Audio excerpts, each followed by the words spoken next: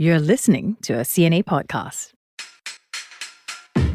Hey, what's up? Andrea Heng here for the Money Talks podcast. If you are ever in need of a dose of advice on how to manage your money, well, guess what? You've come to the right place. Do hit the subscribe button wherever you are listening to us. Apple Podcasts, Spotify, even YouTube Music. That way, you will be the first to know when a new episode drops. So my producer, Junaini, is here once again for some quick headlines today. What do you have for us? Well, a bit of tech news today. So I know for a fact both of us have flirted with both sides of the technological coin. Mm-hmm. We're both very familiar with Apple and Android. Mm-hmm. And with Apple's latest announcement, it might just make you settle down. So where's the ring? Apple is introducing Apple Intelligence, basically AI, to its iPhone, iPad, and Mac. They will also partner with OpenAI to bring ChatGPT on board as a chatbot. Right. So Apple may have been a bit slow in its AI use compared to its competitors, but with over 1 billion users, this change will definitely shape the way we talk about and use technology. Yeah, people often forget just how much of an impact Apple has. So, speaking of impact, how will this affect investors? I'd say this looks to be a game changer. Their competitors may have been on their heels. Don't forget, Nvidia has just overtaken both Apple and Microsoft to become the world's most valuable company. But Apple Intelligence might just be the thing to bring them back to the top. Ooh, you might be right, but you know what? Only time will tell. All right, what is the next headline? So how many subscriptions do you have? It could be for streaming, groceries, or online services. How many? Okay, I'm counting real quick on my fingers. I must have at least 8 subscriptions. What? Okay. I counted mine and I have about 20. And you went what on me? Oh, come on. Like 8 is nothing. Because, okay, honestly, I think sometimes it's because I don't want to subject myself to the whole experience of cancelling a subscription. And that's why this piece of news got my attention. The US government is suing Adobe, the company behind Photoshop and many other tools, of harming consumers by hiding termination fees and making it difficult to cancel subscriptions. If you want to cancel your subscription in your first year, you're expected to pay 50% of the remaining payments. But the thing is, and this is something that we've talked about on the Money Talks podcast, shouldn't we check the fine print, the T and C's before signing on these subscriptions? But you see, according to the complaint filed by the Federal Trade Commission, Adobe tends to bury the fees and other important T and C's in either fine print or behind text boxes and hyperlinks. And it goes on to say that subscribers have to go through pages to make the cancellation. Not my favorite thing to do. Listener, take this as a sign to carve out some time to check your subscriptions. Don't do a Junaini. See what you need to weed out because it's not going to be as simple as hitting that cancel button. You know how every single one of us yearns to be a homeowner? It might be a humble 3-room HDB flat or a fancy condo with views to die for, spanking gym, and all of those things. And it is a desire that the government aims to provide for too. The majority of us Singapore citizens are homeowners. But a home is a hefty financial burden. Nothing new there. And unless we have wealth, we would be saddled with a mortgage debt our entire lives.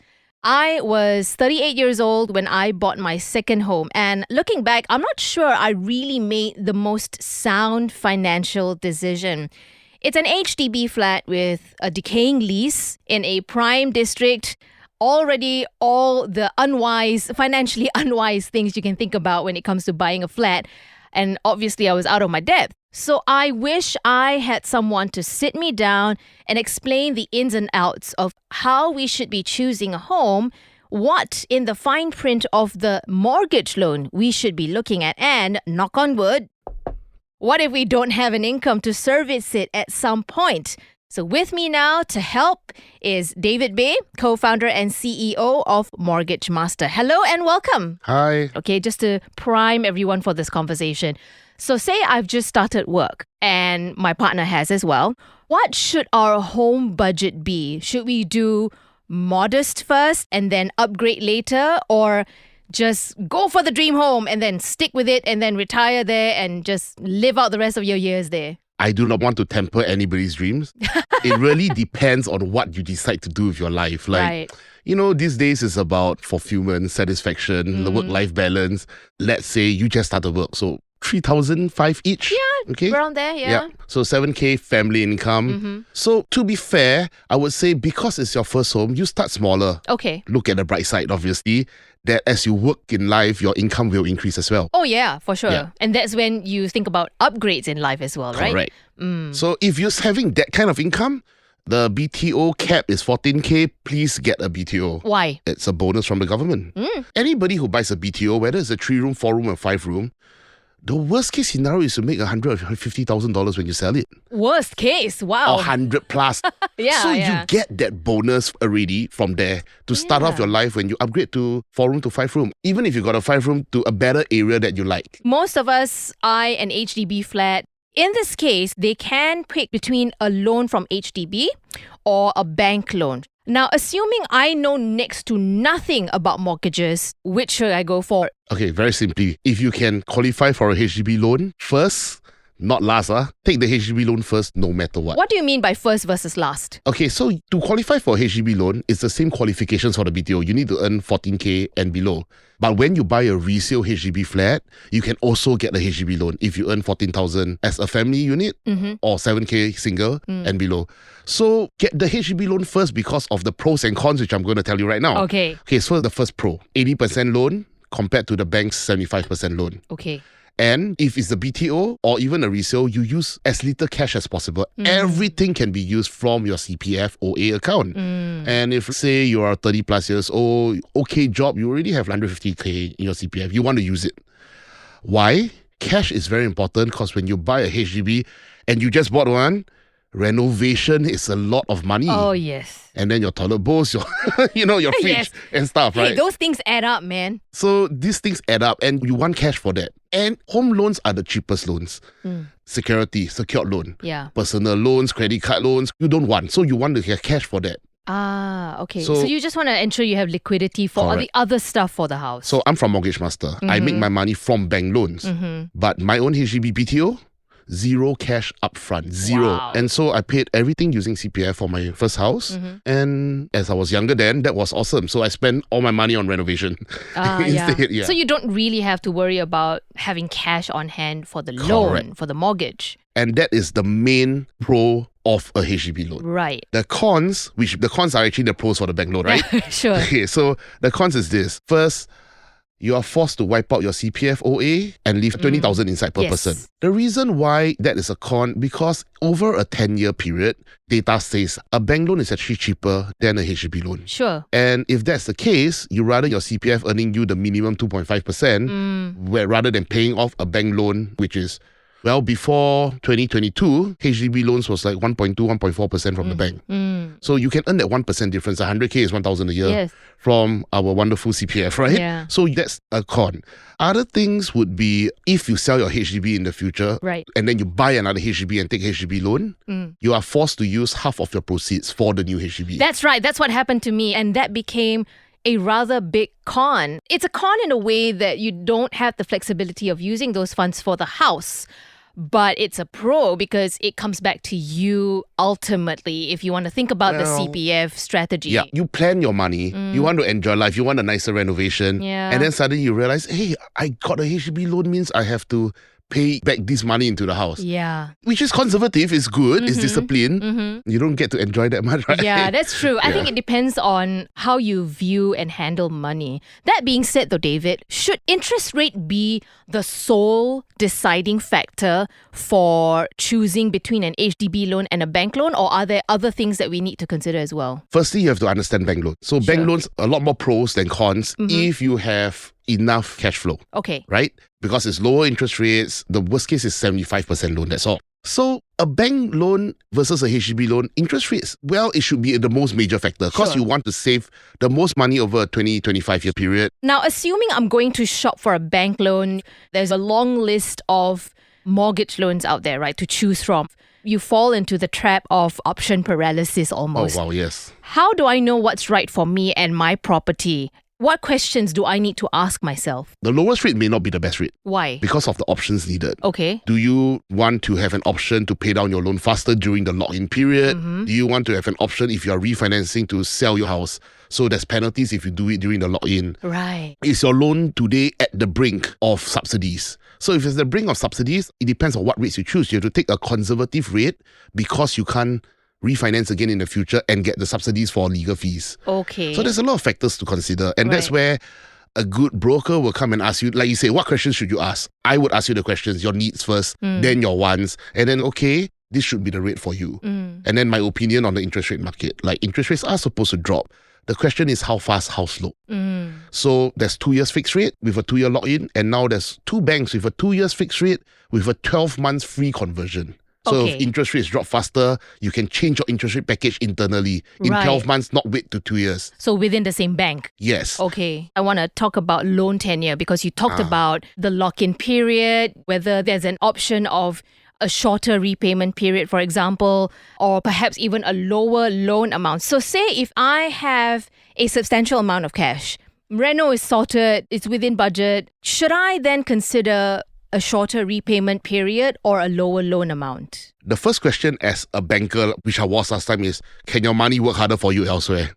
It depends the amount, it depends your risk appetite. If your money can work harder for you, buy other things. Right. Make it grow. And understand the risk. But if you do not have the ability to, so even bankers, stock traders lose money in the market. So if you're not in the market and you don't want to take that kind of risk, which respect, then don't pay off the loan. Okay. But keep aside a rainy day. Yeah. Okay. Which I would get to later. Okay. Other scenario. Sure. You don't have a pot of gold, but you are actually doing well enough in life that you save 2,000 every month.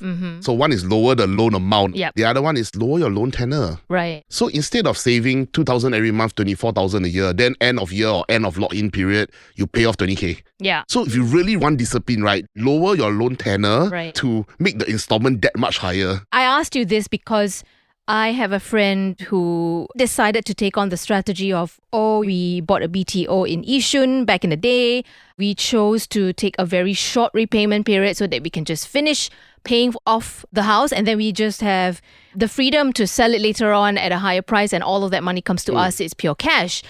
But now they're stuck with low liquidity and they have a kid. So there are various schools of thought to this approach. And I'm just wondering what your thoughts were on that. I actually don't think your friend is wrong. It really depends on different schools of thoughts. There's no right or wrong. Sure. As an advisor, I would say my job is to give you all the information. You make your choices yourself. Yep. And if the choice is a bit hard, why don't you give yourself some leeway? Yeah. I think that's a good point. Really knowing what you can manage at the end of the day. So here's an example that I pitched to my dad. He is still paying off the mortgage through his CPF, which has now been converted to a retirement account. So that complicates things, right? He still has to work to pay off this flat. He has 24 months to go before he's finally done with this loan, this burden, he calls it. Now, I told him, look, you have this cash outlay available to you. Why don't you consider paying off that final 2 years, be done with it? You could even sell the house now at a high price and make that money back. I don't know if that's necessarily a wise financial decision and he's against it. Okay, so your scenario is very specific. So firstly, on paying off loans, again, do your planning. If you take all your money and pay it off and you have an emergency tomorrow, you'll regret it. So do not do the extreme. Right. But at the same time, again, we are Asian, we are conservative, we don't like loans. Yeah. So there is the mathematical brain, but there is also the emotional conservative brain. And wanting to pay off a loan, I will not tell you it's wrong. I will just tell you mathematically it's wrong. But I understand your emotion. So now back to your dad's story. It doesn't make sense for him to pay. I'll explain. I know you asked him to. If his CPF can cover the loan amount, the mortgage, actually he's unburdened. Right. It doesn't affect his life. But taking his nice gold cash stash and paying off the loan takes away security. He opened his iBanking and see the balance. He feels happy, Sure. you know. Yeah. If it's zero, he's not sure. Yeah. But it doesn't affect his life if he pay off or not because he's still working. Yeah, that's true. If it's not working, then maybe he may consider paying because he Okay. don't want that burden. Okay, and he could use that CPF for something else as well. Thanks for that. Okay, refinancing. Okay. I'm considering the option of refinancing my HDB loan because, as I said earlier, I'm of a certain age. my flat is of a certain age, decaying lease and whatnot. And that has caused the LTV, loan to value ratio, to be applied to me. So that means I can only use my CPF fully for my mortgage repayments up to a certain age or a certain point, and that point is coming very soon. After that, I will have to pay in full cash. So right now, we are considering doing a partial CPF repayment, partial cash, just so there's flexibility here. There's also the other option of converting it to a bank loan. What do we need to know if we're mulling this decision? Is it a wise move? Yes and no. So it depends again. You just bought a house, so you're going to stay there at least for 5 years. Yeah. Or at least if it's the bigger home, you probably maybe 10, 15 years even. Sure, yeah. The bank loan is about interest rates, really. The better is bank loan or HDB loan, the amount of CPF you can use is still the same. Okay. So it doesn't change the biggest bugbear that you had because it's about the loan to value and CPF use and lease decay. So those things do not change whether it's bank or HDB Sure. loan. It's the flat. It's just the nature of the flat, right? Okay, so what are the rules for refinancing? Yes. Firstly, if your loan from HDB is too small, Okay. stay with HDB. Okay. Because when you refinance, there are two costs.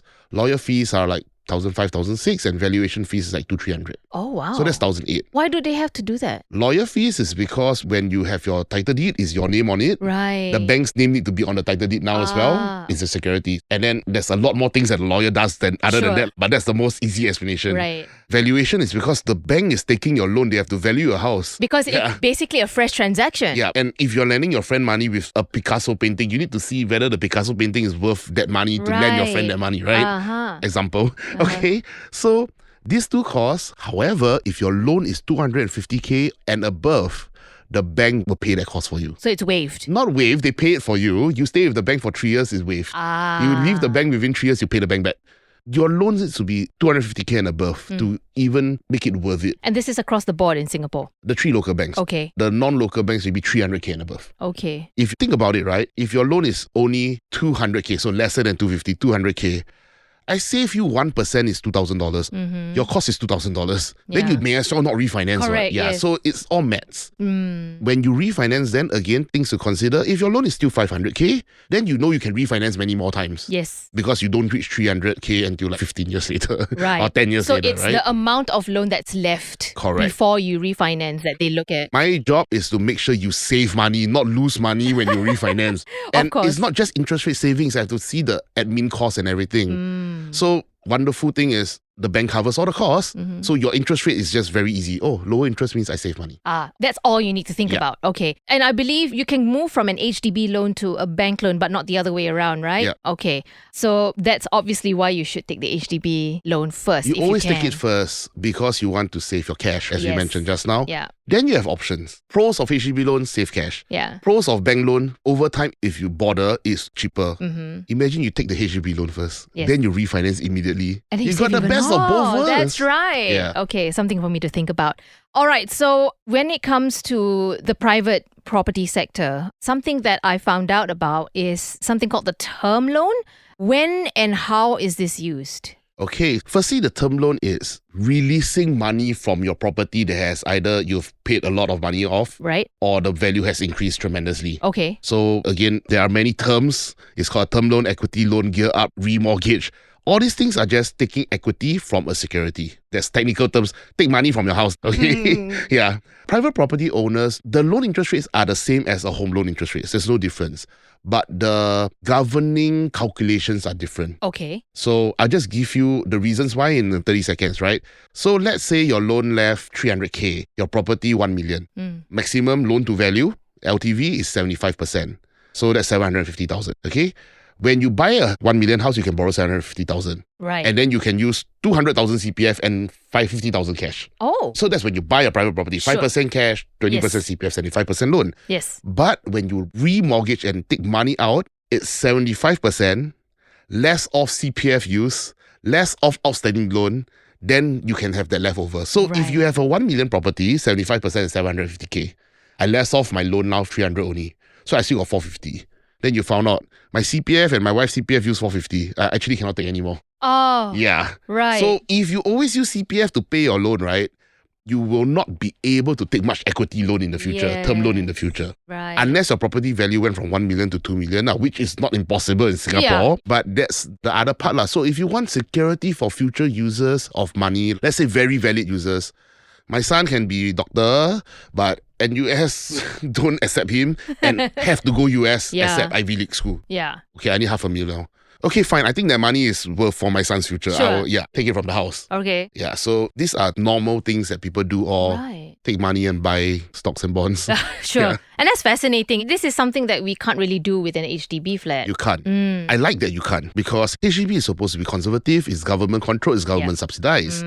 So the government's job is to make sure you have a house to stay in. Yep. So That's if right. you do this with the HDB, then you risk the house you're staying in. So the government says no. Yeah. One question here about mortgage insurance. Okay. What is it and how important is it? Okay. When you have a HDB and you use even $1 from your CPF, Right. you are compulsory to buy a mortgage insurance. Okay. Mortgage insurance is, bluntly put, I die, I disabled, my mortgage get paid for me. I believe a mortgage is a need. Not all insurances, but some insurances are a need, like your hospitalization plan. And these, especially if you have family. So you buy the house, you don't want to burden your partner with the mortgage. Yeah. So you at least cover half your share or the full share. And also the security for yourself. So it also covers total and permanent disability. So if I'm a vegetable and I need a house to stay, it's fully paid. That's right. It's just to eliminate the burden. Correct. And often when we think about being incapacitated, the burden is not just the physical and medical one, it's also things like this, a financial one. Correct. And I think that's a very good point to drive home. So just to wrap up our conversation here, David, we obviously can't plan for what happens 20, 30 years from now. There is the off chance that we lose our jobs, right? Or people get divorced, etc. What happens then in these situations and then we can't pay our mortgage? Aside from mortgage insurance, how else can we mitigate this? I would always advise people, if possible, leave at least 12 months of installments in your CPF. Not cash, because if it's an emergency, your cash is gone. Yes. So CPF, right? Now, emergency happens. If you have no money to pay your mortgages, your house will be taken away. Yes. And do you want to rush sell? Means you can't get the best price for it. Do you want your family to have no roof over their head? If you have 12 months to slowly take your time to plan, you can sell comfortably, you can buy a cheaper house comfortably. It makes things easier. I think those are very wise words. And hopefully people who are in this situation listening to this will take heed of that. David, thank you so much for spelling out the details of home loans and mortgages for us today, all the caveats included. We really appreciate your expertise, your clarity, and for me personally, your authenticity as well. So thank you. Thank you. Now, before we let you go, we have a segment. It's called Questions from a Hat. Wow. I'm going to shake out this hat, and there are 5 questions in here. So just please choose one at random, hand it over to me. This is super scary. And I will read out the question to you. So, what was your biggest financial regret? Wow. When I was younger and I was a banker, making the most money ever compared to even today, I didn't save. I wanted to enjoy life, go out, have drinks, wine, restaurants, and buy silly stuff which I don't use. I have nice cufflinks, nice ties, nice belts, tailor-made shirts and pants, which are all in my cupboard. I'm wearing jeans and a t-shirt, polo tee most of the time these days. Yeah. My nice shirts, either I got too fat, okay, or I wear it 2 or 3 times a year for weddings. Yeah. All this vanity actually has no meaning. Yeah, that's the regret. So the vanity caused me to lose financial things. But that's okay. Look where you are now. I'm happy. That's the most important. So listener, wherever you are in your mortgage journey, I hope this episode has been helpful. Time for me to revisit my own home loan to make sure I'm financially comfortable. Hey, let us know your thoughts or questions about this episode. Money Talks is streaming on Apple Podcasts, Spotify, and YouTube Music. Rate us if you are enjoying the podcast. Big thanks to the Money Talks team, Crispina Robert, Tiffany Ang, Junaini Johari, Joanne Chan, and Saya Win. I'm Andrea Heng. Thanks for listening to Money Talks.